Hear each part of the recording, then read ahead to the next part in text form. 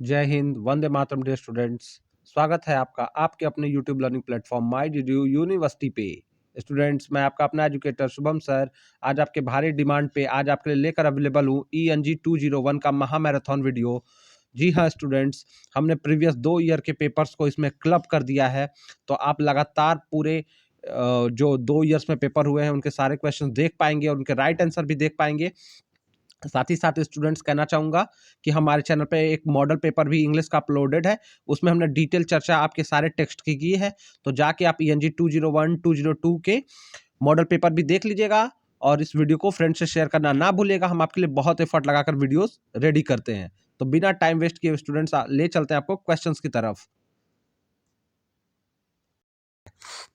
चलिए, पहला क्वेश्चन आया हुआ है कि फ्लियंस इज सन ऑफ। फ्लियंस किसका सन था? स्टूडेंट, इसका राइट आंसर हो जाएगा कि फ्लियंस वाज सन ऑफ बैंको। क्या हो जाएगा? बैंको। राइट आंसर इज बैंको। अगला क्वेश्चन था कि who is chocolate cream soldier in arms and man. तो आर्म्स एंड मैन में चॉकलेट क्रीम सोल्जर कौन है? तो इसका राइट आंसर हो जाएगा captain Bluntschli. Bluntschli is chocolate cream soldier. और वो नाम कौन देता है? राइना देती है। वॉट विजन डज मैकबेथ है before he kills the Duncan. जब डंकन का मर्डर करता है मैकबेथ, तो उसके मन में क्या इमेज रहती है? तो इसका कि he sees a floating dagger. वह एक तैरता हुआ हवा में तैरता हुआ खंजर देखता है। ठीक है, तो ऑप्शन डी आपका राइट होगा, he sees a floating dagger. Who is goddess of which craft in Macbeth. Macbeth में गॉडेस ऑफ विच क्राफ्ट कौन है? तो स्टूडेंट, इसका राइट आंसर आपका ऑप्शन बी है, हीकेट। हीकेट इज विच क्राफ्ट। अगला क्वेश्चन 5वां आया था, who in Macbeth who fleas immediately after Duncan death. तो डंकन के डेथ के बाद कौन भाग जाता है? तो कौन भाग जाता है? मैकबेथ तो भागता नहीं, वो तो राजा बन जाता है। भागता मालकम एंड डोनल्ड बेन है, जो इसके दोनों बेटे रहते हैं। ये डंकन के दोनों बेटे हैं और ये सारे क्वेश्चन बताए हुए हैं, मेरे आए हुए हैं। Who in Macbeth jokes that he works at hellgate. Macbeth में कौन जोक मारता है कि वो हेलगेट में काम करता है? और इसका राइट आंसर हो जाता है स्टूडेंट, इसके राइट आंसर की बात करें तो ये जोक करता है पॉटर। Potter, option C. चलिए, अगला क्वेश्चन देखते हैं। What title Macbeth given after the victory described in act 1। Act 1 में जब उसकी विक्ट्री होती है तो उसको क्या टाइटल मिलता है? तो वो थेन ऑफ ग्लेमिस तो रहता है, थेन ऑफ कार्डर बन जाता है। थेन ऑफ काउडर जो है उसको उसका टाइटल मिल जाता है। ठीक है, उस जो थेन ऑफ काउडर को, क्योंकि ये साजिश में शामिल रहता है और जब ये वॉर जीत लेता है मैकबेथ तो उसको थेन ऑफ काउडर बना दिया जाता है। ठीक है, the 3 witches in Macbeth looked like a women accepting. तो स्टूडेंट, वो कह रहा कि जो 3 विचेज इन मैकबेथ है वो किस में दिखती है? तो उनके पास उनका गेटअप कैसा रहता है? तो उनके पास बियर्ड्स रहता है, बियर्ड्स, दाढ़ियाँ। ठीक है, उनके वो वुमेन रहती है लेकिन उनके पास बियर्ड्स रहता है। T S. Eliot is known for the revival in 20th century. अब किसके लिए राइवल? तो उसका इसका राइट आंसर हो जाएगा पोएटिक ड्रामा, जो ऑप्शन सी आपका था, पोएटिक ड्रामा इसका राइट आंसर है। Name the castle of the Macbeth was. Macbeth के कैसल का क्या नाम था? तो स्टूडेंट, इसका राइट आंसर है इनवर्नेस। द मैकबेथ के कैसल का नाम इनवर्नेस था। ठीक है, ये sir to head I hear knocking at the gate, what done can not be undone. यानी what done can not be undone, ये बहुत इंपॉर्टेंट कोट है, what done can not be undone. तो स्टूडेंट ये स्टेटमेंट हो जाता है lady Macbeth का, जो और ये इसमें वो कहती है जो कर दिया गया वो कर दिया गया, अब उसको बदला नहीं जा सकता है। What done can not be undone. The following is not a play by Osborne. Osborne का प्ले क्या नहीं है? लुक बैक एंगर, ये भी है। प्ले फॉर इंग्लैंड, ये भी है। बर्थडे पार्टी, अब देखिए जो बर्थडे पार्टी ऑप्शन सी है, ये होराल्ड पिंटर का प्ले है, होराल्ड पिंटर। ठीक है, तो ये होराल्ड पिंटर का प्ले है, तो इसलिए ये ऑसबॉर्न का प्ले नहीं होगा, तो बर्थडे पार्टी आपका आंसर हो जाएगा। When was the look back in anger perform first time. पहली बार परफॉर्म कब किया गया लुक बैक इन एंगर? तो स्टूडेंट, इसका राइट आंसर हो जाएगा 1956, बी, 1956। अगला क्वेश्चन आया था, in which theatre was the play look back in anger enacted for the first time. First time किस प्ले में इनएक्ट किया गया था? तो सॉरी, किस थिएटर में इनएक्ट किया गया था? तो स्टूडेंट, इसका राइट आंसर हो जाएगा कि जो यह प्ले था वो first time royal court theatre, जो ऑप्शन सी है, रॉयल कोर्ट थिएटर, ये इसका राइट आंसर होगा। इसमें पहली बार परफॉर्म किया गया। कह रहा अगला question, in look back in anger which game do Jimmy and Allison play. तो जिमी और एलिसन कौन सा गेम खेलते हैं? तो जो ऑप्शन सी है आपका, they play the game of bears and squirrel, वो बियर और स्क्वायरल वाला गेम खेलते हैं। In look back in anger whom does Jimmy call lady pusillanimous. तो ये किसको कहता है? तो इसका राइट आंसर हो जाता है कि वो एलिसन को बोलता है। किसको? Option a Alison. In arms and the man which literary character does bluntly compare Sergius to. Arms and man में सर्जियस ब्लंटली सर्जियस को किससे कंपेयर करता है? तो वो उसको डॉन क्विक्सोट से कंपेयर करता है। क्यों? क्योंकि वो घोड़े पे बैठ के बंदूक के सामने वैसे ही दौड़ता चला जाता है, जैसे डॉन क्विक्सोट अपने घोड़े पे बैठ के एक बार आया रहता है, तो उसको डॉन क्विक्सोट से कंपेयर कर देता है। In arms and the man who does Louka think that has a soul of servant. Louka किसको सोचती है आर्म्स मैन में? किसके पास तो नौकर वाली आत्मा है, तो वो निकोला को सोचती है। किसको सोचती है? निकोला, क्योंकि निकोला एक लॉयल सर्वेंट रहता है घर का, और लूका बहुत स्मार्ट रहती है, इन ओवर स्मार्ट रहती है students. In arms and the man what nationality is bluntly. Bluntly का आर्म्स एंड मैन में ब्लंटली की नेशनलिटी यानी राष्ट्रीयता क्या है? तो वो स्विस रहता है। मैं बताया ना, वॉर जो चल रहा रहता है बुल्गारियन और सर्बियन के बीच चलता रहता है। तो लेकिन जो ये ब्लंटली है ये स्विस का है, स्विट्जरलैंड का है, प्रोफेशनल सोल्जर है, ठीक है, जो सर्बियंस की तरफ से लड़ रहा है। तो नेक्स्ट क्वेश्चन स्टूडेंट कह रहा है, in arms and the man who does Sergius eventually marry. यानी सर्जियस आर्म्स एंड मैन में किससे के साथ अपना मैरिज करता है? तो स्टूडेंट लास्टली वो उसको लूका से अपना मैरिज करना पड़ता है, ठीक है, क्योंकि रहना तो उसको रिजेक्ट कर देती है, ठीक है। तो लूका आपका राइट आंसर हो जाएगा, option C. In arms and the man who said the following line कि which is 6 is real man, that's the question, that the question to that torments me. कह रहा है कि who of the 6 is the real man, मतलब real man कौन है इसमें से। कह रहा है ये क्वेश्चन मुझे क्या करता है? टॉर्मेंट करता है। तो इसका राइट आंसर है ये डायलॉग्स हमारे सर्जियस का है, ठीक है, जो लूका से हमेशा फ्लर्ट करता है और राइना से इसलिए शादी करता है कि ताकि उसको करना चाहता है ताकि उसको प्रमोशन मिल सके। In arms and the man who said the following, when you strike that noble attitude and speak in that thrilling voice, I admire you, but I find it is impossible to believe a single word you say। तो कहता है कि when you strike that noble attitude, और जब तुम इस मतलब सभ्य तरीके से मतलब पेश आते हो और इस थ्रिलिंग वॉइस कपाती आवाज में तुम बात करती, तो आई एडमायर की, मैं तुम्हारी प्रशंसा करता हूँ, but I find it impossible to believe a single word you say. लेकिन मैं तुम जो एक भी शब्द करी मैं उस पर यकीन नहीं कर सकता। और ये कौन करता है? ब्लंटली कहता है, राइना से कहता है, जब उसके रूम में वो इंटर कर जाता है और शेल्टर मांगता है। In arms and the man what is Raina nickname for Bluntly. Arms and man में रायना ब्लंटली के लिए क्या निक नेम बनाती है? ये क्वेश्चन पहले भी आया था, थोड़ा सा चेंज होकर आया था। इसका राइट आंसर है द चॉकलेट क्रीम सोल्जर। वो उसको किस नाम से बुलाती है? The chocolate cream soldier. T S. Eliot murder in the cathedral is example of. और टी.एस. इलियट का मर्डर इन कैथेड्रल जो है ये ऑप्शन सी जो पोएटिक ड्रामा है। क्या है? Poetic drama. अगला क्वेश्चन पूछा था, who out of the following dramatist is associated with the theatre of absurd. अब थिएटर ऑफ एब्सर्ड से कौन जुड़ा हुआ है? विलियम शेक्सपियर नहीं, जेबी शॉ नहीं, सैमुअल विलियम कॉन्ग्रिप नहीं, सैमुअल बेकेट। बिल्कुल सही, Samuel Beckett. Waiting for Godot इनका एग्जाम्पल है थिएटर ऑफ एब्सर्ड का, ये ठीक है, एब्सर्ड ड्रामा से जुड़े हुए हैं सैमुअल बेकेट। कर रहा है डॉल इब्सेन, यानी किसकी बात कर रहे हैं? Henrik Ibsen. A doll house is example of. तो ये प्रॉब्लम प्ले है। ये क्या है? एक प्रॉब्लम प्ले है जिसमें जो नोरा है वो अपना घर छोड़ने पे मजबूर हो जाती है, ठीक है, नोरा। तो ये प्रॉब्लम प्ले है। प्रॉब्लम प्ले है वो प्लेज होते हैं जो समाज के ज्वलंत मुद्दों को उठाते हैं, ठीक है। They raise a contemporary problem of contemporary societies, ठीक है। Which out of the following does not constitute the 3 unities of drama। अब इसमें से 3 यूनिटीज में से क्या नहीं है? तो मैंने आपको बताया था unity of action, unity of time, unity of place होता है। तो क्या नहीं होता है? सी, प्लॉट नहीं होता है भैया। टाइम, एक्शन और प्लेस, ये 3 यूनिटी है जो एरिस्टोटल ने दिया है। The title of the play arms and the man taken from. तो ये जो आर्म्स एंड मैन का जो टाइटल है कहाँ से लिया गया है? तो ये वर्जिल की एनियड, ऑप्शन बी, वर्जिल की एनियड से लिया गया। वर्जिल जो फेमस ग्रीक राइटर्स है, तो ये क्लासिकल राइटर है, तो इसकी एनियड से लिया गया। राइट आंसर एनियड हो जाएगा। The purging of the emotion of pity and fear are associated with. तो पीटी और फियर किससे जुड़े हुए हैं? मैंने बताया था, ये क्वेश्चन अच्छे से कराया था कि ट्रेजेडी में होता है पीटी एंड फियर। ठीक है, इसका राइट आंसर हो जाएगा ट्रेजेडी। कैथारसिस और हमार्सिया के बारे में भी बताया था। In look back in anger, what is Alison doing beginning of the scene? अब क्या करती है भैया एलिसन? क्या करती रहती है?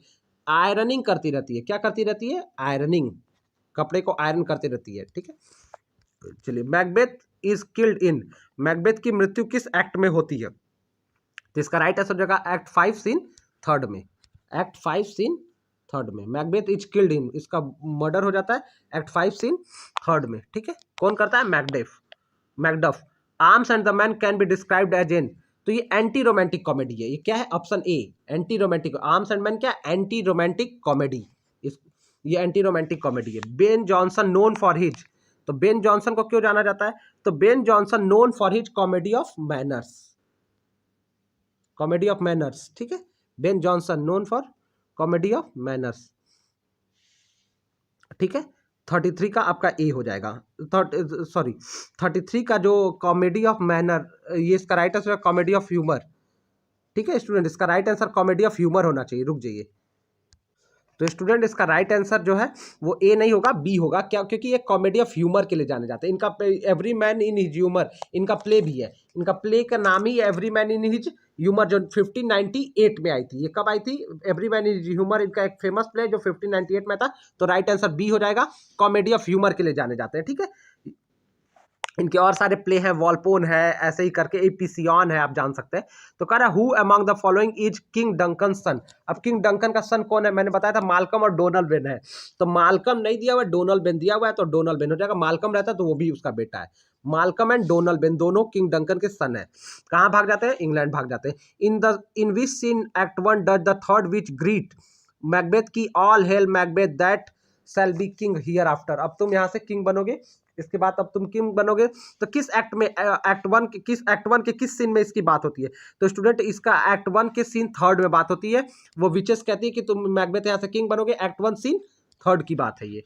अगला क्वेश्चन आया था the Potter appears in Macbeth in, Potter किस में अपीयर होता है? ठीक है, तो इसका जो राइट आंसर है कि ये एक्ट 2 सीन 3 में आता है। ठीक है, पॉटर अपीयर्स इन मैकबेथ, जो कहता है कि वो हेल गेट का कीपर है, वो एक्ट 2 सीन 3 की बात है। ठीक है, इसी में पॉटर अपीयर होता है। करा in Macbeth Malcolm take shelter in, Macbeth कहाँ भाग जाता है भाई? जब मालकम और डोनाल्ड बेन दोनों भागते हैं, और कहाँ शेल्टर लेते हैं? इंग्लैंड में लेते हैं। ठीक है, राइट आंसर होगा इंग्लैंड। अगला क्वेश्चन आया था Henrik Ibsen mainly known for, मैंने बताया था हेनरिक इब्सन पोएट जो प्रॉब्लम प्ले से जाने जाते हैं। हेनरिक इब्सन इनका फेमस प्ले है डॉल्स हाउस। क्या है? डॉल्स हाउस इनका फेमस प्ले है। ये नॉर्वेजियन राइटर है, नॉर्वे के राइटर है, प्रॉब्लम प्ले के लिए जाने जाते हैं हेनरिक इब्सन। ठीक है, जीबी शॉ को भी इसके लिए जाना जाता है। जैसे उनका फेमस वर्क है कैंडिडा, कैंडिडा भी प्रॉब्लम प्ले है। ठीक है, मैं आपको बताते रहा हूँ। कह रहा the play waiting for Godot is example of, अब वेटिंग फॉर गोडो जो है ये थिएटर ऑफ एब्सर्ड है। सैमुअल बेकेट इससे जुड़े हुए हैं। कौन जुड़ा हुआ है? थिएटर ऑफ एब्सर्ड के लिए फेमसली जाना जाता है सैमुअल बेकेट, और उनका फेमस वर्क है वेटिंग फॉर गोडो, जिसमें लकी, पोजो, ये सारे कैरेक्टर्स हैं। ठीक है, ओथेलो बाय शेक्सपियर इज, मैंने बताया था Othello bye Shakespeare is tragedy. ये शेक्सपियर की 4 बड़ी ट्रेजेडियों में है, ट्रेजेडी में शामिल है। 4 बड़ी ट्रेजेडी जो है शेक्सपियर की, ओथेलो उसमें से एक है। इसका राइट आंसर ए ओथेलो हो जाएगा।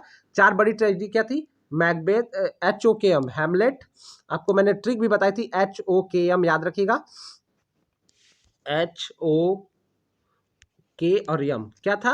हैमलेट, ओथेलो, किंग लियर और मैकबेथ। तो इस तरह से स्टूडेंट इसका राइट आंसर हो जाएगा कि ओथेलो क्या है? ट्रेजेडी है। मैंने बताया था 4 बड़ी ट्रेजेडी पॉपुलर शेक्सपियर की ट्रेजेडी है। तो स्टूडेंट इस तरह से, और राइट आंसर उनके क्या है? स्टूडेंट जो स्टूडेंट्स हमारे प्लेटफॉर्म पे नए हैं, स्टूडेंट्स हमारे वीडियोस को आप शेयर करिएगा, चैनल को सब्सक्राइब कर लीजिएगा और वीडियोस को लाइक जरूर करिएगा, ताकि हम आपके लिए नए नए वीडियो ले आते रहें। आपका सपोर्ट हमारे चैनल के साथ यूं ही बना रहे। स्टूडेंट पहला क्वेश्चन करा how does Macbeth signify the value of sleep, तो वैल्यू ऑफ स्लीप को मैकबेथ कैसे बताता है अपने प्ले मैकबेथ में? मतलब वैल्यू ऑफ स्लीप क्या है उसके अकॉर्डिंग हम जानने की कोशिश कर रहे हैं। तो कह रहा है पहला, as which soothes agitated nerves and is a welcome medicine for all fatigue, तो यानी जो क्या कर देता है सारे नर्व्स को, जो क्या करता है? हील करता है, सूथिंग करता है, मतलब रिलैक्स करता है, और welcome medicine for all fatigue, और हर थकान से एक वेलकम वाला मेडिसिन है, यानी हर थकान का एक वेलकम मेडिसिन है, उसकी एक अच्छी दवा है, मतलब नींद। और स्टूडेंट अगला कह रहा है as a sure remedy for strained mind, natural restorer for spent up of energy and most powerful sustainer of life itself. तो स्टूडेंट जब मैकबेथ मर्डर कर देता है किंग डंकन का, तो उसकी नींद गायब हो जाती है, उसको नींद नहीं आती। तो उसी केस में यहाँ पे जो सिंबल के रूप में स्लिप का इस्तेमाल किया गया स्टूडेंट, ठीक है। तो इस वर्क में सिंबल के रूप में जब स्लिप का इस्तेमाल किया गया है, तो यहाँ पे स्टूडेंट पहला ये कह रहा है कि मैंने आपको समझा दिया कि वो सारा जो प्रॉब्लम्स है, सारे थकान का क्या करे, एक वेलकम मेडिसिन है। और दूसरा ऑप्शन कह रहा है कि एक श्योर रेमेडी के रूप में जो स्ट्रेन्ड माइंड यानी थके हुए माइंड को नेचुरल का एक श्योर रेमेडी है। स्ट्रेन्ड माइंड परेशान दिमाग जो है, ठीक है, जो मतलब तनावग्रस्त है, उस दिमाग की उस दिमाग का ये परमानेंट दवा है। फिर अगला कह रहा है natural restorer of spent of energy and the most powerful sustainer of life itself है। और ये सारे एनर्जियों का क्या है, रिस्टोरर है, natural restorer spent of energy यानी, ठीक है। तो नेचुरली ये सारी एनर्जीज को क्या करने वाला है, जो इंसान के अंदर की सारी एनर्जी को रिस्टोर करने वाला है। क्या चीज, स्लीप सारी एनर्जी को क्या कर देता है, रिस्टोर कर देता है। And most powerful sustainer of life itself, और जीवन में सबसे ज्यादा पावरफुल सस्टेन क्या चीज है, ये खुद है। तो स्टूडेंट ये दोनों ऑप्शन सही हो जाएंगे हमारे हिसाब से। तो राइट आंसर इसमें ऑप्शन हमारा डी रहेगा, बोथ ए एंड बी। और ज्यादा करेक्ट की अगर बात रहती, अगर शायद ए बी नहीं रहता, तो स्टूडेंट हम ऑप्शन बी के साथ चले जाते। ये ज्यादा सही ऑप्शन है। स्लिप की वैल्यू को मैकबेथ यही हाईलाइट करना चाहता है, ठीक है। अगला क्वेश्चन, चूंकि ये सिंबल के रूप में इस्तेमाल हुआ है स्लिप, डायरेक्ट ऐसा कोई सेंटेंस बुक में नहीं है, ठीक है, टेक्स्ट में नहीं था, ड्रामा में। अगला question, how does the play arms and the man portray the concept of heroism, यानी कह रहा है कि जो आर्म्स एंड द मैन आपका प्ले है स्टूडेंट जीबी शॉ का, वो कॉन्सेप्ट ऑफ हीरोइज्म को कैसे दिखाता है प्ले में। तो स्टूडेंट मैंने आपको अपने मॉडल पेपर में बताया है, और स्टूडेंट चूंकि जो जैसा पेपर आया था, पेपर बिल्कुल बहुत ईजी लेवल भी नहीं था और बहुत टफ नहीं था, हम इसको मॉडरेट पेपर मान के चलते हैं। और स्टूडेंट ये जो क्वेश्चन, यही क्वेश्चन जो है, इसके बारे में मैंने आपको मॉडल पेपर में भी डिस्कस करते वक्त बताया, प्रीवियस ईयर पेपर में भी हिंट किया कि जो हमारा आर्म्स एंड द मैन है, ये एंटी रोमांटिक कॉमेडी है। ये एंटी रोमांटिक यानी जो रोमांस के जो रोमांटिक आइडियाज है, उस नोशंस है, उसके अपोजिट में ये बात करता है, ठीक है। उसको प्रेस नहीं करता है, ठीक है। और ये वॉर को भी ग्लोरीफाई नहीं करता है। तो स्टूडेंट ये क्या कहता है, इट मार्क्स, तो ये इसका जो क्या मतलब हीरोइज्म के किस कॉन्सेप्ट को ये पोर्ट्रे करता है। तो इट ग्लोरीफाई ट्रेडिशनल हीरो, गलत, ये स्टेटमेंट गलत है स्टूडेंट। फिर कह रहा है इट मार्क्स ट्रेडिशनल हीरोइज्म। फिर ये कह रहा है it suggest everyone has a potential to hero, यानी सबके अंदर हीरो होता है। और लास्ट कह रहा है it shows the heroism is a matter of personal belief. तो ये कह रहा है कि हीरोइज्म एक मैटर है पर्सनल बिलीफ का। तो स्टूडेंट ये जो बी ऑप्शन है कि इट मार्क्स, उपहास उड़ाता है ट्रेडिशनल हीरोइज्म का, ठीक है। तो ये राइट आंसर हो जाएगा कि ये ट्रेडिशनल हीरो का क्या करता है, उपहास उड़ाता है। जैसे कि हीरो क्या होता है, वो दौड़ के लड़ने जाता है। स्टूडेंट इसमें दिखाया गया कि हीरो वो है जो होशियार है, चालाक है, शार्प माइंडेड है, जो वॉर से बचता है, वॉर में बहुत ज्यादा एक्साइटमेंट से भाग नहीं लेता है, और जो वॉर लेता भी है तो माइंड से काम करता है। यानी ट्रेडिशनल हीरो क्या करता है कि वो सीधे लड़ना चल जाता है, लेकिन ये बताता है कि इसमें बहादुरी नहीं है। तो क्योंकि चूंकि ये एंटी रोमांटिक कॉमेडी खुद है, तो ये लव को और वॉर को रोमांटिसाइज नहीं करता है ये ड्रामा, ठीक है। तो ऑप्शन बी हमारा राइट रहेगा। जिन्होंने इस क्वेश्चन का राइट आंसर बताया उनको नंबर मिल भी जाएंगे। अगला question, what is Louka's ultimate fate in the play, Louka का अल्टीमेट फेट क्या होता है। सी लिव्स पेटकॉफ हाउस, वो पेटकॉफ हाउस को छोड़ के चली जाती है। जो लूका कैरेक्टर है, जो चूंकि आर्म्स एंड मैन में लूका है, रैना है, तो ये तो आप जान रहे हो। तो लूका जो घर की सर्वेंट है, उसके साथ क्या होता है ड्रामा में, तो leaves the Petkoff house, she become the lady of the house, वो घर की लेडी बन जाती है। सी मैरिज सर्जियस सेरानोफ, और सी मैरिज कैप्टन ब्लंटली। तो स्टूडेंट वो लास्ट में जो रहती है, वो निकोला से शादी करने से मना कर देती है, और वो क्या उसका एंगेजमेंट वो सेक्रेटली एंगेजमेंट किससे कर चुकी रहती है, वो सर्जियस से, तो वो कर ली रहती है, ठीक है। तो वो लास्ट में यही डिसाइड होता है कि वो उससे शादी करेगी, और ठीक है, तो ये लास्ट में मैरिज करती है सर्जियस से, करती नहीं है स्टूडेंट, बस ड्रामा में दिखाया गया है कि वो कर लेगी आगे, ठीक है, मैरिज होता नहीं है, ठीक है। और रायना का मैरिज होगा ब्लंटली से, ऐसा स्टोरी का एंडिंग इंडिकेट करता है, ठीक है। चलिए अगला question, what do the ironing board and Alison ironing symbolize in the play, यानी आयरनिंग बोर्ड जिसपे मतलब जो मेज है जिसपे आयरनिंग किया जा रहा है, आयरनिंग बोर्ड, और Alison ironing symbolize in the play, तो क्या दिखाता है स्टूडेंट। तो स्टूडेंट ये जो एलिसन आयरनिंग कर रही है, तो कह रहा है पीस एंड हार्मोनी, शांति को दिखाता है, सौहार्द को दिखाता है। फिर कह रहा है डोमेस्टिसिटी एंड फीमेल ऑपरेशन, यानी जो घरेलूपन और फीमेल ऑपरेशन मतलब वुमेन्स को ऑपरेशन करना, यानी दबा के रखना, उनके साथ मतलब प्रताड़ना होना।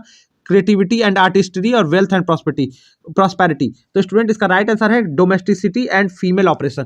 क्योंकि स्टूडेंट हम देखते हैं कि ये पूरा ड्रामा में कि एलिसन सारे एक्ट में कपड़ा आयरन कर रही है, और जब एलिसन हट जाती है तो जो इसकी दोस्त आ जाती है हेलेना, वो आयरनिंग कर लेती है। तो ये क्या दिखाता है कि फीमेल का ऑपरेशन हो रहा है, फीमेल को बस घरेलू काम के का ही समझा जा रहा है। डोमेस्टिसिटी मतलब उनको घर तक लिमिट कर दिया गया है, और वो क्या कर रही है, वो कपड़े आयरन कर रही है। तो ये फीमेल ऑपरेशन यानी वुमेन को ऑपरेशन दिखाता है कि उनका कोई रोल नहीं है, वो समाज में कोई कंट्रीब्यूट नहीं कर रही, उनका काम है घर पे कपड़ा प्रेस करना, आयरन करना, घर का ध्यान रखना। ठीक है, तो बी वाला ऑप्शन यहाँ पे सही हो जाएगा कि आयरनिंग यही दिखाता है कि डोमेस्टिसिटी और फीमेल ऑपरेशन। ठीक है स्टूडेंट, आप क्योंकि और बाद में और इसमें जिमी पूछता है कि क्या तुम्हारा काम खत्म हो गया, मतलब वो इतना सारा काम यानी घर के सारे काम जो है ना वो महिलाओं के भरोसे छोड़ दिए जाते हैं। ठीक है, तो स्टूडेंट ये फीमेल ऑपरेशन को दिखाना ही हुआ। ठीक है, तो उसका वही ऑप्शन होगा। अगला question, arms and the man is divided into. तो आर्म्स एंड मैन को कितने एक्ट में डिवाइड किया गया है? ठीक है, तो student Arms and the man जो है आपका ड्रामा 3 एक्ट का ड्रामा है। ठीक है, ये सारे क्वेश्चन बताए हुए मॉडल पेपर से भी क्वेश्चन रहे हैं, और काफी आपने अच्छा किया होगा। मुझे लगता है कि बात करेंगे लुक बैक इन एंगर के, तो सारे क्वेश्चन आपने अच्छे से सही किए होंगे। ठीक है, और आपने मतलब क्वेश्चन काफी अच्छे आए थे। मैकबेथ में से थोड़ा सा क्वेश्चन को टफ बनाया गया था मैकबेथ ड्रामा के अंदर से। ठीक है, अगला क्वेश्चन कर रहा है, what food does Raina offer bluntly when he is hiding in her room. तो उसके घर में जब हाइड हुआ रहता है तो क्या फूड ऑफर करती है? तो स्टूडेंट जब वो उसको चॉकलेट क्रीम अपना ऑफर करती है, और मैकबेथ और उसको जो कैप्टन ब्लंटली उसके घर में छुपा रहता है वो उसको आराम से खाता है। यहाँ तक कि मैंने आपको ये बताया था कि वो इसको चॉकलेट क्रीम सोल्जर भी कैप्टन ब्लंटली को बोला जाता है। इस ड्रामा में चॉकलेट क्रीम सोल्जर बोला जाता है, और वो बोलता है मैं वॉर में चॉकलेट्स कैंडीज लेके चलता हूँ। ठीक है, अगला क्वेश्चन कह रहा है, it is the most important element of tragedy in Aristotle view is. तो अरिस्टोटल के व्यू में ये क्वेश्चन बताया हुआ क्वेश्चन था स्टूडेंट, और सबसे most important element of tragedy क्या होती है? तो प्लॉट होता है। मैंने बताया था प्लॉट को सोल ऑफ ड्रामा या सोल ऑफ ट्रेजेडी भी बोलते हैं स्टूडेंट। तो क्या हो जाएगा? प्लॉट हो जाएगा इसका राइट आंसर। चलिए अगला क्वेश्चन देखते हैं क्या आया था। तो अगला क्वेश्चन था स्टूडेंट कि according to Aristotle what is ultimate objective of tragedy. तो अल्टीमेट ऑब्जेक्टिव लक्ष्य क्या है? तो to give us pleasure, to arouse, तो हमको प्लीजर प्रदान करना, या प्लीजर आनंद। मैंने बताया था ड्रामा भी अपना प्लीजर होता है, और ट्रेजेडी और खासकर ट्रेजेडी के अंदर अपना अलग प्लीजर होता है, और कॉमेडी के अंदर अपना अलग प्लीजर होता है। तो प्लीजर तो मिलता ही मिलता है, हर तरह के ड्रामा से मिलता है। To arouse pity and fear, ये भी ठीक है। To make us better people, और उससे हम मतलब सीख लें, सबक लें, और जो वो हम ट्रेजेडी के अंदर जो सेंट्रल कैरेक्टर गलती करता है वो गलती हम ना करें। तो ये सब ठीक है। तो स्टूडेंट ऑल ऑफ दीज इसका राइट आंसर हो जाएगा, all of the above. Option D इसका 8 का राइट रहेगा। अगला question, which Greek tragedian said to introduce third character in the tragedy. अब स्टूडेंट ये क्वेश्चन जो आया था अभी हमने देखा कि ये बीए फर्स्ट ईयर के एग्जामिनेशंस में भी इस तरह के क्वेश्चन हमको मिले, थर्ड ईयर के एग्जामिनेशन में, सॉरी। तो बीए थर्ड ईयर के एग्जामिनेशन में भी ये क्वेश्चन आया था, और ये क्वेश्चन हमें यहाँ भी देखने को मिला। तो स्टूडेंट जो थर्ड कैरेक्टर को इंट्रोड्यूस किया वो सोफोक्लीज ने किया है। ठीक है, तो राइट आंसर ऑप्शन डी हो जाएगा, सोफोक्लीज। किस ग्रीक ट्रेजेडी ड्रामा में थर्ड कैरेक्टर इंट्रोड्यूस किया ट्रेजेडी में? सोफोक्लीज ने। ठीक है, जो क्लासिकल ड्रामेटिस्ट था। ये क्वेश्चन स्टूडेंट एक तरह से मेरे हिसाब से आपके आउट ऑफ कॉन्टेक्स्ट था, क्योंकि ये पुरानी ट्रेजेडी से पूछ लिया है। ये क्लासिकल ट्रेजेडी, ये क्लासिकल ड्रामेटिस्ट था। चलिए अगला क्वेश्चन देखते हैं, who among the following is a representative of drama of ideas. तो ड्रामा ऑफ आइडियाज का रिप्रेजेंटेटिव कौन है, मतलब किससे, कौन उसका मेन डोमिनेंट राइटर है, या कौन मेन डोमिनेंट ड्रामेटिस्ट है? तो स्टूडेंट ड्रामा ऑफ आइडियाज के लिए हेनरी किप्सन। इस ऑप्शन में हेनरी किप्सन और जीबी शॉ को जाना जाता है। ठीक है, जॉर्ज बर्नार्ड शॉ को जाना जाता है।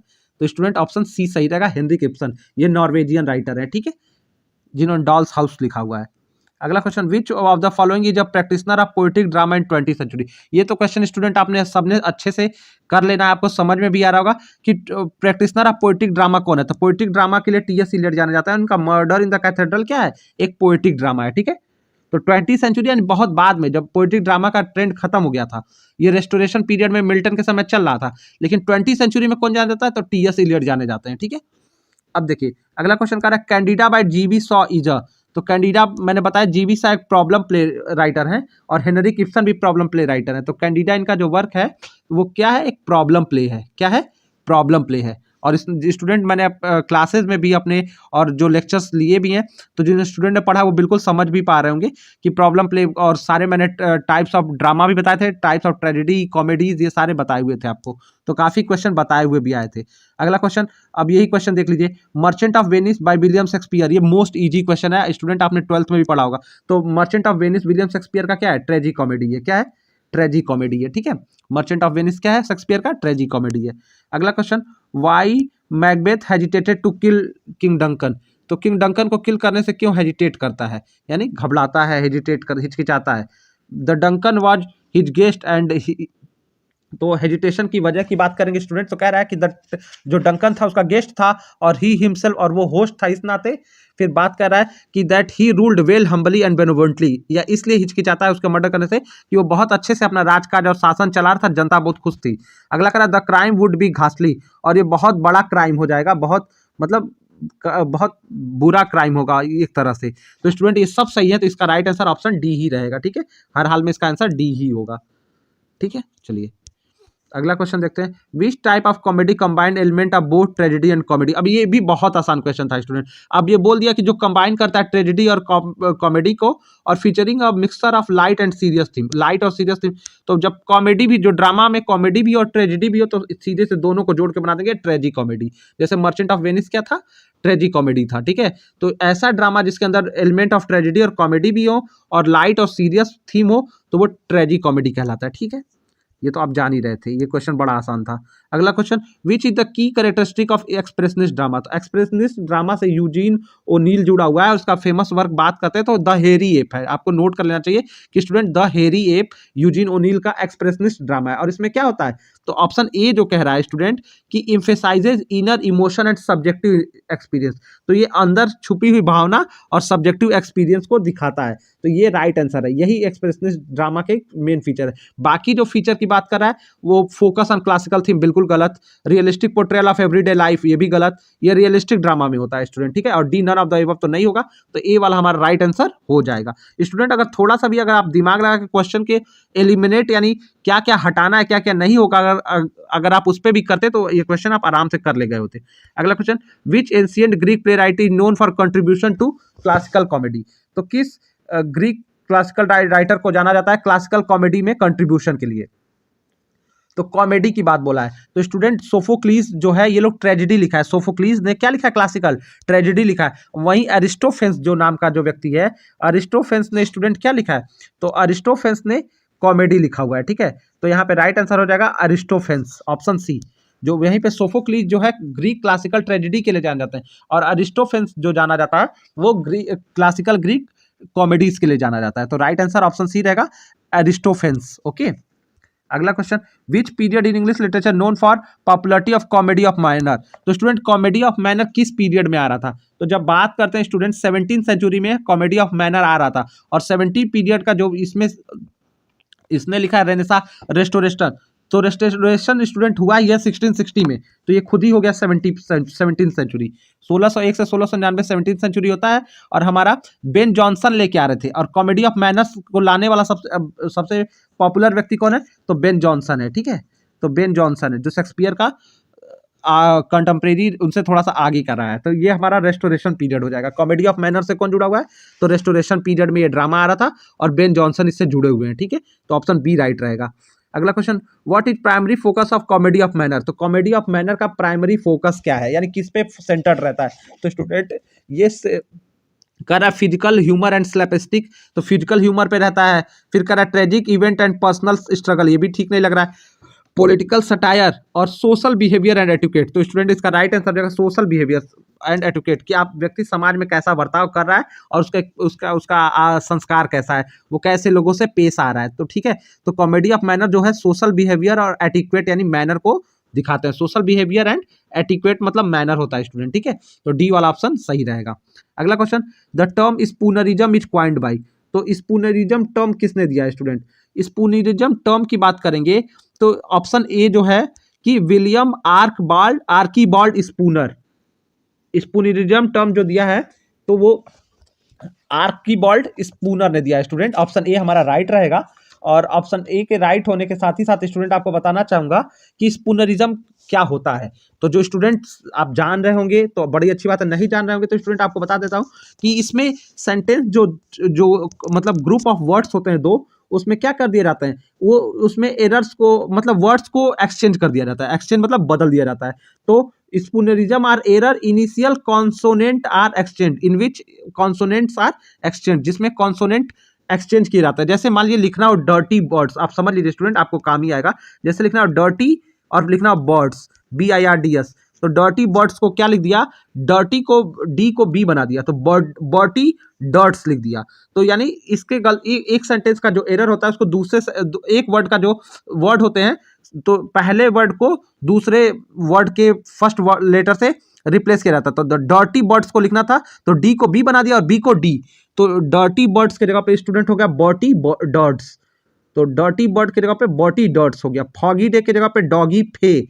इस तरह की जब जान के इसको राइटर यूज करता है, और इसको यूज करने वाला व्यक्ति था विलियम आर्कीबॉल्ड स्पूनर। ठीक है, तो ये हमारा ए वाला राइट हो जाएगा। अगला क्वेश्चन स्टूडेंट, मैं आपको डिटेल में सारी बातें बता रहा हूं जिससे आप जान सको कि क्या एग्जैक्टनेस है और आपको क्या क्या करना है इसमें और क्या क्या राइट आंसर है। ठीक है, तो अगला question, which type of verse is commonly known as poetic drama. तो पोएटिक ड्रामा किस तरह का वर्स होता है स्टूडेंट पोएटिक ड्रामा में? तो पोएटिक ड्रामा में स्टूडेंट ब्लैंक वर्स होता है। ठीक है, तो ऑप्शन ए राइट हो जाएगा। ब्लैंक वर्स में ज्यादा इस्तेमाल किया जाता है, फ्री वर्स में भी होता है लेकिन मोस्ट की बात बोल दिया है, कॉमनली पूछ दिया है तो ब्लैंक वर्स के साथ जाएंगे। अगला question, what is defining characteristic of poetic drama. Poetic drama में क्या होता है स्टूडेंट? तो पोएटिक ड्रामा क्यों लिखा जाता है, यानी कोई ड्रामा पोएट्री के फॉर्म में क्यों होता है? तो पोएटिक ड्रामा लिखने के लिए स्टूडेंट क्या होता है, क्योंकि जो अब इसमें कर रहा है use of poetry as a primary form of expression, क्योंकि पोएट्री का यूज करना रहता है अब ड्रामा के अंदर, क्योंकि वो प्राइमरी फॉर्म है ऐसा माना जाता है। तो नहीं, ये तो रीजन गलत है।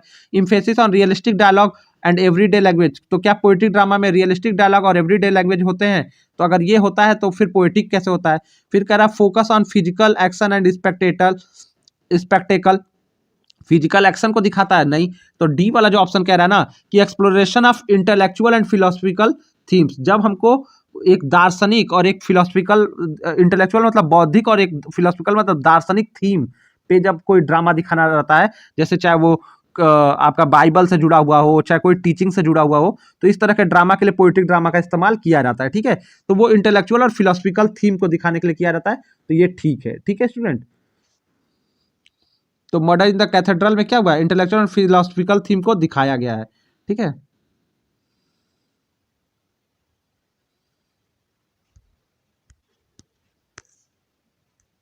अगला क्वेश्चन कह रहा है which term refers to a type of drama that is intended to be read privately rather than perform. तो एक ऐसा ड्रामा जो रीड पर्पज के लिए इस्तेमाल किया जाता है, ना कि परफॉर्म के लिए। तो स्टूडेंट ये बताया था, उसको क्लोजेड ड्रामा कहते हैं। और आप मर्डर इन द कैथेड्रल भी क्या है, क्लोजेड ड्रामा है। ऐसा ड्रामा जो ज्यादातर बस किस पर्पज के लिए बनाया जाता है, रीडिंग पर्पज के लिए होता है, उसको परफॉर्म नहीं करते हैं, उस ड्रामा को क्या कहते हैं हम, क्लोजेड ड्रामा कहते हैं। ये भी स्टूडेंट बताया हुआ क्वेश्चन था। ठीक है, तो ये तो आपको मैंने बताया था, और जो स्टूडेंट ने थोड़ा सा भी ध्यान दिया होगा तो उन्होंने अच्छा किया होगा।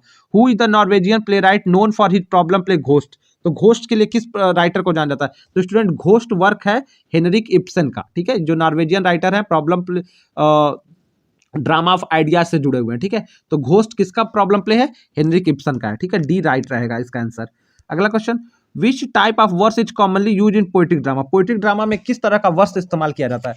तो स्टूडेंट पोएटिक ड्रामा में जो बात करेंगे, तो पोएटिक ड्रामा में ये तो स्टूडेंट मैंने ये क्वेश्चन करा दिया आपको, अभी पहले ही करा है, ये रिपीटेड 2 बार रह गया है। ठीक है, आगे बढ़ते हैं, अगला क्वेश्चन देखते हैं।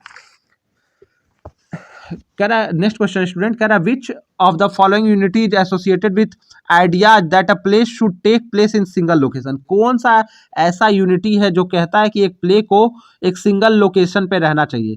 तो लोकेशन की बात स्टूडेंट, अरिस्टोटल ने 3 यूनिटीज ऑफ ड्रामा की बात की, और मैंने भी आपको अपने क्लासेस में बताया कि unity of time, unity of action और यूनिटी ऑफ प्लेस, ये 3 रूल ड्रामा के अरिस्टोटल ने दिए हैं। ठीक है, अरिस्टोटल के दिए गए। तो टाइम क्या है कि 24 घंटे का होना चाहिए, टाइम के बारे में क्या रूल है, 24 घंटे का होना चाहिए। यूनिटी ऑफ प्लेस का बारे में क्या रूल है कि जो प्लेस होता है वो एक ही रहना चाहिए। अगर सेटिंग उसकी न्यू दिल्ली है तो न्यू दिल्ली ही रहेगी, लंदन है तो लंदन ही रहेगी, ये नहीं कि लंदन भी हो जाएगी, कोलकाता भी हो जाएगी, पेरिस भी हो जाएगी, ऐसा नहीं है। और यूनिटी ऑफ एक्शन मतलब एक घटनाएं जो होनी चाहिए वो दूसरी घटना से जुड़ी हुई होनी चाहिए। ठीक है, तो ये वाला तो यूनिटी ऑफ प्लेस को जो लोकेशन को वो क्या दिखाता है, यूनिटी ऑफ प्लेस दिखाता है, जिसकी बात अरिस्टोटल ने की है रूल्स ऑफ ड्रामा, जो अपनी बुक है उनकी पोएटिक्स, जो रूल ऑफ ड्रामास का जिक्र जिसमें है, तो उस बुक का क्या नाम है, पोएटिक्स में ये सारी बातें की है, ठीक है।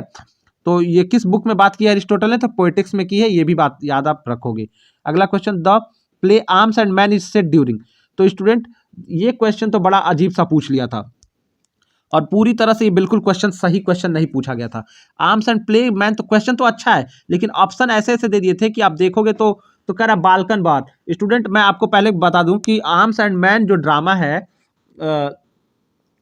आर्म्स एंड मैन की जब हम बात करते हैं स्टूडेंट,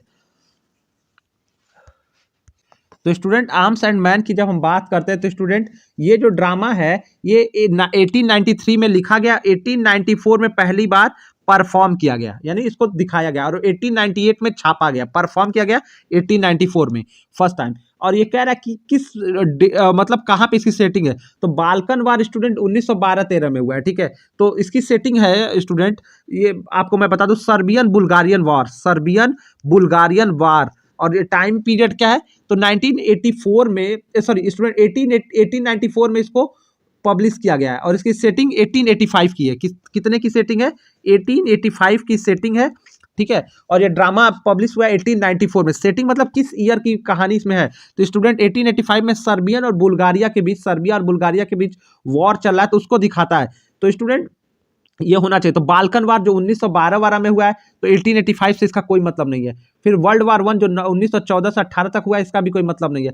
क्रीमियन वार 1853 से 1856 तक हुआ है, तो उसको भी नहीं इसमें शामिल कर सकते स्टूडेंट। एक रसियन वार है, अगर हम इसको मान ले सही है, क्योंकि जो स्टूडेंट हमारा जो प्ले है आर्म्स एंड द मैन, वो उसमें सर्बिया, देखिए जो रसिया है, वो जब हमारा वो जो हमारा हीरो है इसमें कैप्टन ब्लंट्सली, उसका पीछा करते हैं रसियन आर्मी और बुल्गारियन आर्मी के लोग। तो अगर रसियन को मान लेते हैं कि रसिया उसके साथ है, और उसके हिसाब से हम रसियन वार को लगा सकते हैं, लेकिन स्टूडेंट मैं बता रहा हूं कि ये बिल्कुल ठीक नहीं है। इसमें ऑप्शन साफ देना चाहिए था, सर्बियन बुल्गारियन वार 1885, सर्बियन बुल्गारियन वार। चूंकि अब रसियन जो थे वो बुल्गारियन का साथ दे रहे थे, इस प्ले में भी बताया गया है, तो रसियन वॉर हम लगाएंगे। राइट आंसर अगर उसके हिसाब से देखेंगे तो रसियन है, लेकिन पूरी तरह से इसको हम सही नहीं मान सकते थे स्टूडेंट। ये बिल्कुल फंसाने वाला क्वेश्चन था, जानबूझ के डाउट क्रिएट करने वाला क्वेश्चन है, ठीक है। इसको एग्जैक्टली लिखना चाहिए सर्बियन बुल्गारियन वॉर, यानी दो देश में किसमें वॉर चल रहा है, सर्बिया और बुल्गारिया में वॉर चल रहा है, ठीक है। और रसिया जो है वो बुल्गारिया का साथ दे रहा है, ठीक है। आशा करता हूं आपको यहाँ पे समझ में आया होगा मैं क्या बताने की कोशिश कर रहा हूं, ठीक है। अगला question, what is done can not be undone is uttered by. कौन कहता है कि जो डन है वो कैन नॉट बी अनडन, जो हो गया उसको अब उसको फिर से वापस तो नहीं ला सकते, यानी जो घट गया है उसको वापस नहीं किया जा सकता, जो कर दिया गया है वो वापस नहीं आ जाएगा। ये वाक्य कौन बोलता है, तो स्टूडेंट ये स्टेटमेंट लेडी मैकबेथ का एक्ट 3 में आता है। ये किस में, ये शेक्सपियर जो आपका एक्ट 3 में ये बात लेडी मैकबेथ कहती है कि जो हो गया वो हो गया, अब उसको वापस तो ला नहीं सकते हैं, जो कर दिया है वो कर दिया है तुमने, ठीक है। जब ये मर्डर डंकन का मैकबेथ कर देता है स्टूडेंट, ठीक है। अगला क्वेश्चन कर रहा है student, what does verisimilitude mean in literature. Verisimilitude जो होता है स्टूडेंट, वर्सिमिलिट्यूड वो लिटरेचर में क्या होता है, तो स्टूडेंट जो ऑप्शन ए कह रहा है यही राइट आंसर है कि the quality of appearing true और रियल। तो वर्सिल वो दिखाता है कि जो कोई भी चीज लिटरेचर में कि कितना मतलब वो ट्रू और कितना रियल अपीयर हो रही है, वही हमारा वर्सिमिलिट्यूड को दिखाता है। तो स्टूडेंट वर्सिमिलिट्यूड जो होता है वो सत्य का क्या करता है, आभास कराता है, या सत्य को का एक रूप दिखाता है, ठीक है, जो ड्रामा में इस्तेमाल किया जाता है। अगला क्वेश्चन आया था, who is short of Duncan in Macbeth. तो स्टूडेंट अब ये क्वेश्चन का तो मतलब ही नहीं निकल रहा है। ये क्वेश्चन जो पूछा है कि who is short of Duncan, short मतलब होता है प्रकार, तो कह रहा है कौन प्रकार है डंकन का मैकबेथ में। तो स्टूडेंट ये नहीं पूछा है कि शॉर्ट है या मतलब शॉर्ट या स्वाटी वाला शॉर्ट पूछा है अगर यहाँ पे, तो इसका ये मतलब शॉर्ट मतलब होता है प्रकार। तो क्या प्रकार है डंकन का, मालकम, मैकबेथ, रॉस, बैंको। तो स्टूडेंट अगर ये किंग की बात कर रहा है तो मैकबेथ पे टिक लगाएंगे। वैसे ये क्वेश्चन मुझे गलत लग रहा था, ये क्वेश्चन जो पूछना चाहा है वो क्लियर नहीं हुआ है, ठीक है, इसका मतलब नहीं निकल रहा है इस क्वेश्चन का, इसलिए इसमें हम किसी चीज के साथ ऑप्शन आपको नहीं बता सकते कि इसका राइट आंसर क्या होगा, ठीक है। ये क्वेश्चन अपने आप में हमको इनकम्प्लीट लगा। अगला क्वेश्चन जो कह रहा है, whom does Macbeth see sitting in his chair during the banquet। पूरा जो अगला क्वेश्चन स्टूडेंट 29 है, इसका हो सकता है मेरी बात हुई थी जो सीनियर टीचर्स थे, तो हो सकता है इसका सारा नंबर सारे स्टूडेंट्स को दे दिया जाए, ठीक है। वो क्वेश्चन अपने आप में रॉन्ग है। तो ये अगला क्वेश्चन कह रहा है whom does Macbeth see sitting in his chair during banquet. तो बैंक्वेट में बैठे हुए अपने चेयर पे मैकबेथ क्या देखता है, ठीक है। तो स्टूडेंट ये किसका, बैंकों का घोस्ट इसको दिखता है। किसका घोस्ट दिखता है, बैंकों का, तभी ना। और ये कहने लगता है कि मैंने बैंकों को नहीं मारा, तो ये किसका घोस्ट देखता है, बैंकों का घोस्ट देखता है, ठीक है स्टूडेंट। बैंक्वेट पे जब एक वो पार्टी थ्रो किया रहता है तो बैंकों का घोस्ट देखता है वहां पे, ठीक है। अगला question, who was cruel determined rebel against the Macbeth fought bravely and triumphantly. तो कौन जो क्रूएल डिटरमाइन किया जाता है रीबेल अगेंस्ट और हु मैकबेथ फॉट, तो किसके रिबेल मतलब किसके विद्रोह के करने के कारण मैकबेथ उससे लड़ाई लड़ता है और ट्रिम्फेंटली मतलब उसको हरा देता है। तो स्टूडेंट ये कौन था, ये मैकडोनल्ड था। जो स्वीनो जो था स्टूडेंट, ये नॉर्वे का किंग है, ये जो नॉर्वे का किंग है, और ये जो है मैकबेथ जो है, तो ठीक है, तो ये नॉर्वे का स्वीनो किंग रहता है और ये विरोधी राजा है, ठीक है। और इसने मैकडोनल्ड को मिलके डंकन का जो डंकन के खिलाफ क्या करता है, इस षड्यंत्र करता है। तो मैकडोनल्ड ही है वो व्यक्ति जिससे मैकबेथ क्या करता है, लड़ाई करता है, और मैकडोनल्ड ही ट्रेटर है, षड्यंत्र मतलब एक ट्रेटर का काम निभाता है। और स्वीनो क्या है, नॉर्वे का किंग है। इसी के सह पे ये जो है अपने ही किंग डंकन से क्या करता है, वो धोखेबाजी करता है, जिसको मैकबेथ वॉर में हरा देता है, ठीक है। तो मैकडोनल्ड राइट आंसर हो जाएगा। अगला question, who utters the word fair is foul and foul is fair. तो ये बड़ा फेमस लाइन है स्टूडेंट, बहुत फेमस ये जो डायलॉग है आपके मैकबेथ का, और ये सारी विचेज मिल के गाती हैं, fair is foul, foul is fair, ठीक है। ये मैंने शुरुआत में ही फर्स्ट एक्ट में ही आपको फर्स्ट सीन में ही ये डायलॉग दिखने को मिल जाता है। क्लासेस में मैंने बड़े अच्छे से इसको आपको समझाया भी था। अगला question, Golgotha is the name of, student एकदम बिल्कुल अलग तरह से। तो गलगोथा क्या है स्टूडेंट, तो गलगोथा की बात की गई स्टूडेंट, आपको बता दूं कि गलगोथा वो जगह है, माना जाता है कि वो पर्वत है जो स्कल मतलब खोपड़ी के शेप में है, मानव की खोपड़ी जैसी होती है ना, तो स्कल शेप का क्या है, एक हिल है, एक पहाड़ी एरिया है एशियंट जेरूसलम में। और माना जाता है इसी जगह पे क्राइस्ट को क्या दे दी गई थी, फांसी दी गई थी। इस मतलब इनको फांसी नहीं, मतलब क्रूसीफिक्शन किया गया था स्टूडेंट। क्रूसीफिक्शन मतलब उनको, आपको पता है ना, वो क्रॉस के ऊपर चढ़ा के उनके हाथ में कीले मार दी गई थी। तो ये माना जाता है कि ये क्या है, एक बहुत जो है लीजेंडरी प्लेस है, जहां पे बहुत ज्यादा ब्लड शेड हुआ, यानी खून बहा, स्लॉटर मतलब लोगों को काटा गया, slaughter described in the Bible, जैसा कि बाइबल में बताया गया है, ठीक है। तो ऑप्शन बी हमारा राइट रहेगा, और इसका मेंशन आता है मैकबेथ में, ठीक है। अगला question, if chance will have me a king, यानी अगर चांस चाहता है, यानी भाग्य चाहता है, कि संयोग चाहता है कि मैं राजा बनूं, why chance may crown me, ठीक है। If chance will have me king, why chance may crown me without any state. तो अगर भाग्य चाहता है मैं राजा बनूं, या संयोग चाहता है मैं राजा बनूं, तो संयोग मेरे बिना कुछ किए मुझे राजा क्यों बनाएगा। ये बातें कौन बोलता है स्टूडेंट, तो ये बातें बोलता है मैकबेथ। ऑप्शन डी हमारा राइट रहेगा, ठीक है। अगला question, what is famous line spoken by lady Macbeth in act 1 scene 5 where she asks spirit to unsex me here. तो स्टूडेंट जब ये बोल रहा है कि कौन सी फेमस लाइन एक्ट 1 सीन 5 में लेडी मैकबेथ बोलती है, ठीक है, लेडी मैकबेथ द्वारा बोला जाता है, जहां पे वो कहती है अनसेक्स मी हियर, यानी इससे पहले वो कौन सा फेमस लाइन बोलती है स्टूडेंट, ठीक है। तो फेमस लाइन बोलती है यहाँ पे, जब वो स्पिरिट से बोलती है अनसेक्स मी हियर, तो कौन सी फेमस लाइन बोलती है, तो स्टूडेंट वो बोलती है कम यू स्पिरिट्स। वो क्या बोलती है, कम यू स्पिरिट मतलब हे आत्माओं आओ, और अनसेक्स मी मतलब, ठीक है, तो वो कहती है कि अनसेक्स मी, ठीक है। और उसके आगे मैं आपको स्टूडेंट बता दे रहा हूं, अभी आपको पूरा समझ में तो स्टूडेंट आप देख लो, ये कहता है कि come you spirit that tend on mortal thoughts unsex me here. तो यहाँ पे आपको सीधे मिल जाता है कम यू स्पिरिट्स, ठीक है, और that tend on a मॉर्टल thoughts, ये वाली लाइन आती है, तब यहाँ पे लाइन आती है कि अनसेक्स मी हियर, ठीक है, and fill me from the crown to the to top full dearest cruelty, यानी वो उससे कहती है कि मुझे क्या कर दो, मतलब एकदम उससे भर दो, and fill me from crown to the toe, और मुझे ऊपर से नीचे भर दो फ्रॉम द डियरेस्ट क्रूएल्टी, यानी क्रूरता से, ठीक है। तो ऑप्शन ए यहाँ पे रहेगा, कम यू स्पिरिट हम यहाँ पे कर देंगे स्टूडेंट, ठीक है। अगला क्वेश्चन देखते हैं, who kills Macbeth in the final battle. तो फाइनल बैटल में मैकबेथ को कौन किल कर देता है स्टूडेंट, तो मैकबेथ को मारने वाला व्यक्ति रहता है मैकडफ, जो मदर रिप्ड रहता है, यानी माँ के पेट को फाड़ के या उसको चीरा लगा के वो उसका बर्थ हुआ रहता है उस टाइम पे, जो इम्पॉसिबल रहता है कि उस समय लोगों के द्वारा सोचना। तो इसमें स्टूडेंट मैकडफ का नाम नहीं है, तो हम जानते हैं कि मैकबेथ का मर्डर कौन करता है, मैकडफ करता है, तो नन ऑफ दीज हम लगा देंगे स्टूडेंट। अगला क्वेश्चन आया, what is the name of Macbeth castle. तो स्टूडेंट मैंने ये बताया था मैकबेथ के कैसल का नाम इनवर्नेस था। राइट ऑप्शन ऑप्शन सी हो जाएगा कि name of Macbeth castle is Inverness. Okay चलिए अगला question, which scene does lady Macbeth read the letter from Macbeth about the witches prophecy. तो किस सीन में वो लेडी मैकबेथ पढ़ती है वो लेटर जिसमें उनको जो चुड़ैले हैं जो स्टूडेंट 3 विचेस हैं उसके प्रोफेसी के बारे में पता चलता है। तो स्टूडेंट इसके बारे में हमें पता चलता है कि मैकबेथ ने एक्ट 1 सीन 5 में लेटर लिखा हुआ है। ठीक है तो एक्ट 1 सीन 5 हमारा राइट आंसर हो जाएगा। अगला question, what is the main theme of Arms and the Man. तो student Arms and the Man का मेन थीम क्या है। तो मेन थीम स्टूडेंट इसका है criticisation of the war and its romantic notions. तो मेन थीम क्या है स्टूडेंट, अगर इसमें लिखा रहता है criticisation of war and romantic notions, तो वार और रोमांटिक नोशंस को क्या करता है, क्रिटिसाइज करता है, आलोचना करता है, क्योंकि आर्म्स एंड द मैन क्या है, एंटी रोमांटिक कॉमेडी है। इसका एक और थीम है स्टूडेंट रियलिज्म वर्सेज रोमांटिसिज्म या आइडियलिज्म।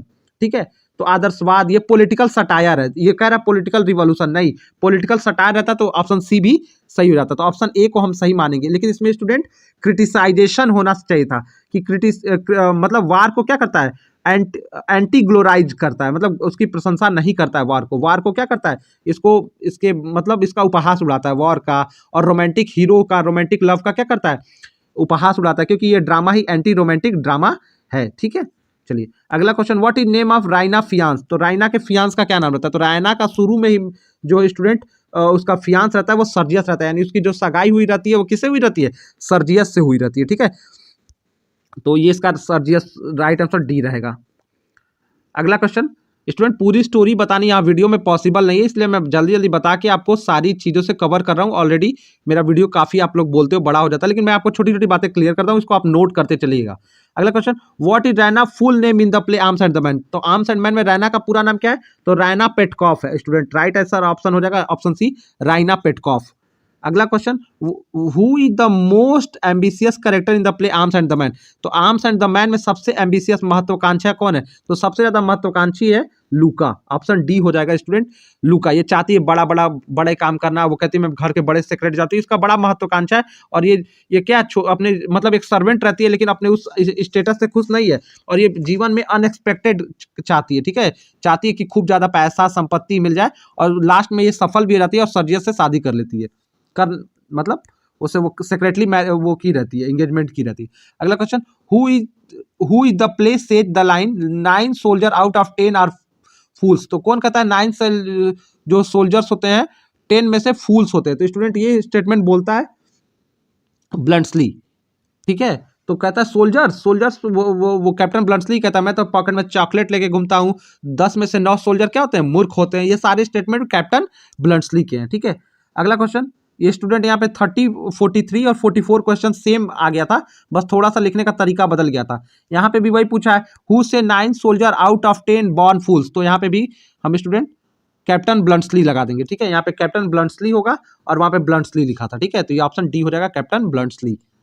ये जहां से भी क्वेश्चन डाला गया था एक ही क्वेश्चन को 2 बार डाल दिया गया था। अगला question, with whom does Sergius flirt secretly. किसके साथ सर्जियस सेक्रेटली फ्लर्ट करता है। तो स्टूडेंट वो कौन रहती है, लूका रहती है। ठीक है तो लूका जो घर की सर्वेंट रहती है, इससे सेक्रेटली फ्लर्ट करता है, और रायना को ये चीटिंग करता रहता है। ये मैंने आपको सब बताया हुआ है अपने मॉडल पेपर में। अगला question, what does captain Bluntschli carry with him that surprise Raina. तो रायना को क्या सरप्राइज कर देता है, a box of chocolate, a banquet of flowers, a love letter, a pistol. ठीक है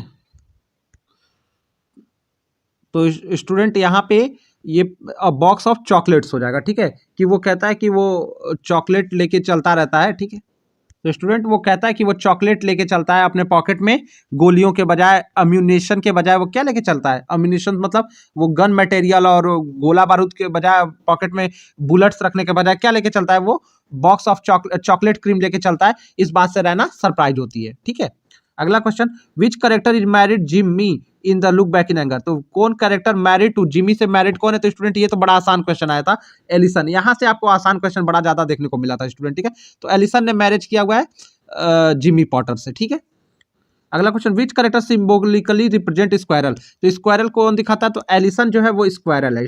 ठीक है स्टूडेंट, और जिमी जो है वो बियर है, क्योंकि ये बियर एंड स्क्वायरल गेम खेलते हैं। इसकी बातें भी मैंने अपने मॉडल पेपर में की थी स्टूडेंट। अगला question, what is one item that Jimmy constantly read through out the play? क्या पढ़ता रहता है? तो न्यूज़पेपर। वो क्या पढ़ता रहता है स्टूडेंट? हमेशा न्यूज़पेपर राइट आंसर हो जाएगा, ठीक है। और वो आयरनिंग करती रहती है और ये हमेशा न्यूज़पेपर पढ़ता है और न्यूज़पेपर में एड पे कमेंट करता रहता है। ये सब मैंने आपको बताया, ये बड़ा सिग्निफिकेंट ये आपका ड्रामा है। लास्ट क्वेश्चन पूछा था, what is recurring game that Jimmy and Allison play?